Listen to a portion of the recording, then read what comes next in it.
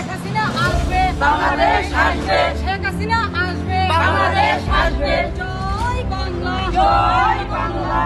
আজ সকালে ধানমন্ডির দলীয় কার্যালয়ের সামনে জড়ো হন আওয়ামী লীগের নেতাকর্মীরা।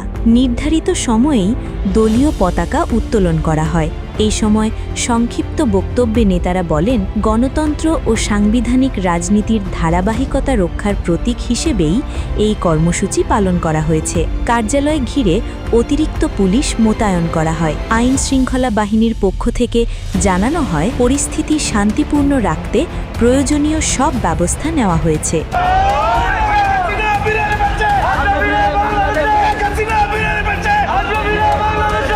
অন্যদিকে বিরোধী রাজনৈতিক মহল থেকে বলা হয়েছে, বর্তমান রাজনৈতিক প্রেক্ষাপটে এমন কর্মসূচি নতুন বিতর্ক তৈরি করতে পারে। তাদের দাবি, জাতীয় ঐক্য ও স্থিতিশীলতাই এখন সবচেয়ে বড় প্রয়োজন।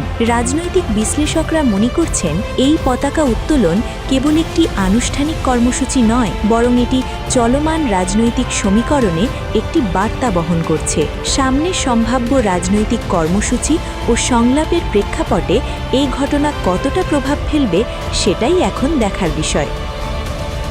সব মিলিয়ে ধানমন্ডির এই কর্মসূচি নতুন করে রাজনৈতিক অঙ্গনে আলোচনার জন্ম দিয়েছে। পরিস্থিতি কোন দিকে মোড় নেয়, সেদিকেই নজর সবার।